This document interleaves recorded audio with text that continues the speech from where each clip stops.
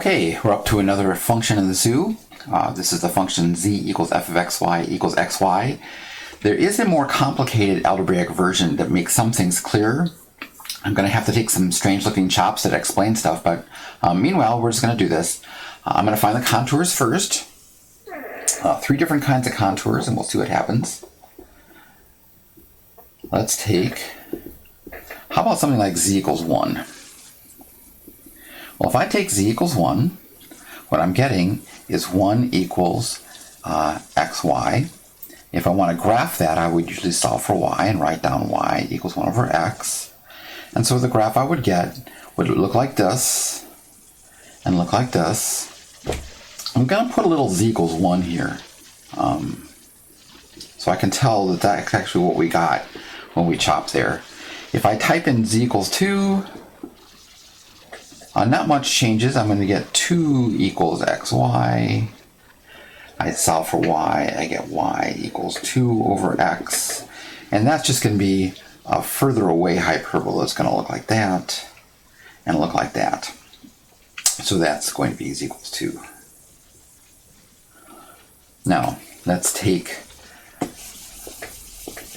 a negative chop. Remember this, what this says, by the way, is that every time I chop this way, I'm getting these weird looking hyperbolas.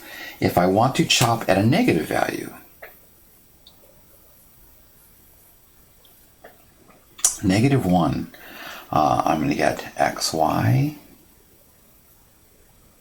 equals negative 1. Solving for y gives us y equals minus 1 over x, like that. That is this hyperbola flipped, so what I'm going to get is this one here, and this one here looks like this. This is what happens when we chop it. Z equals negative 1 and z equals negative 1. You can see, by the way, that little by little we're building a topographical map here. If I chop at z equals negative 2, which is a lower chop, I'm just going to get a hyperbola over here and a hyperbola over here. Let me just put a 2 there and a 2 there. I'm sorry, negative 2 and a negative 2, so I can see the height. One of the strange contours we can get is if we chop at height 0. Let's put it over here. I get z equals 0 equals xy. Now, believe it or not, this is actually quite a large set, because this says that anytime x is 0, I get a z value of 0.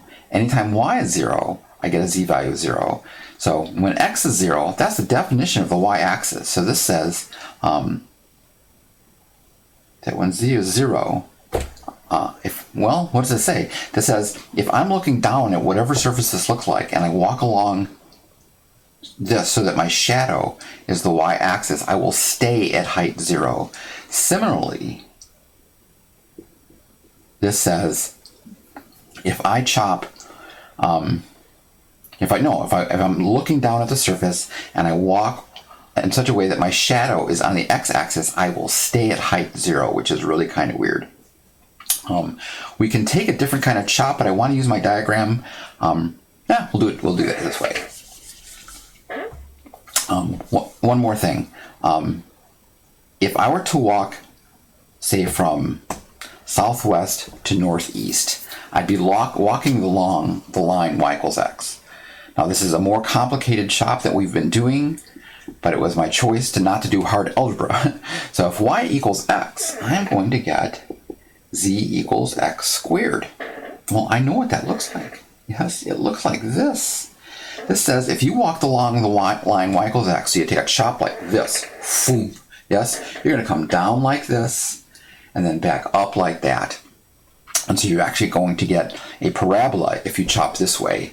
If I chop this way, so from northwest to southeast, I'd be walking along the line y equals minus x.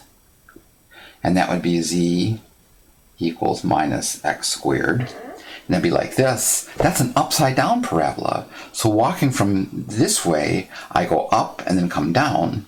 Walking from this way, I go down and then go back up. And this is a pretty strange contour. We'll talk about that in just a second.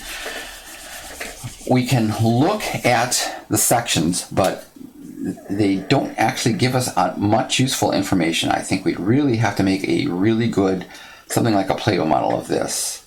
so I can see what's going on. Now remember, a section is setting x equal to a constant or y equals to a constant. If I set x equals to a constant, what I'm going to get is z equals cy. Now this is already a pretty strange looking thing. This says if I chop at z equals cy, now cy would be chopping like this, yes, and walk from west to east, I'm just going to get a line that goes up.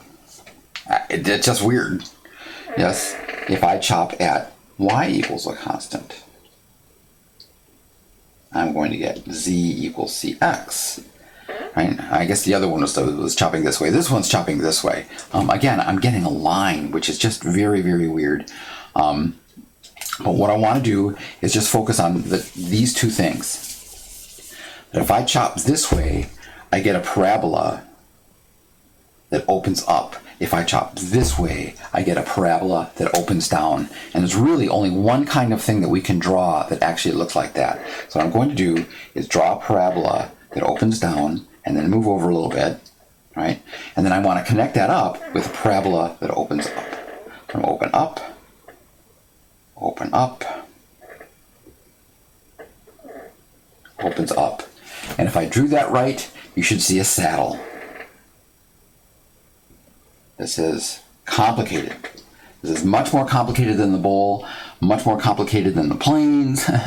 And it's really kind of a cool thing. This weird point right here, where if you chop this way, it's at the bottom, and if you chop this way, it's at the top, is actually called a saddle point. And has lots and lots of interpretations and lots of situations. But this is about the coolest graph I think we're going to see this semester, is that of a saddle. So that's that one.